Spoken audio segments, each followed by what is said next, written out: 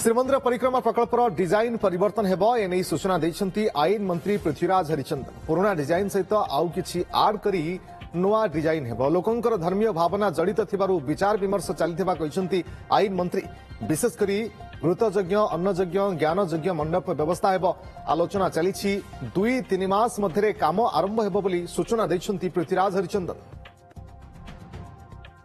Design भारिका प्रस्तुत हबो आहरी टिके चर्चा आलोचना भी अच्छी कहीं से पुणी विभिन्न धर्मीय भावना भी जोड़ी होगी अच्छी तेणुक जो जो परिवर्तन कथा आम चिंता करमी विभिन्न घृतयज्ञ अन्नयज्ञ ज्ञानयज्ञ मंडप बारिका करने कथा जो कथा आम चिंता करूँ से बाबद में बहुत शीघ्र पुणी समस्त सांगे जो चली भी डेलीवरेशन चली तारी उपर बहुत शीघ्र तापर एक सठिक निष्पत्ति जोटा हम सेटा को नहीं आम आरंभ करेबू काम एवं भावंतु जे 2-3 मास भितर आम बहुत शीघ्र से बाबद एक निष्पत्ति नहीं से प्रक्रिया को आरंभ कर सेपटे परिक्रम प्रकल्पर डिजाइन परिवर्तन को स्वागत करुछि बोली कहछंती कांग्रेस नेता तारा प्रसाद बाहिनीपति।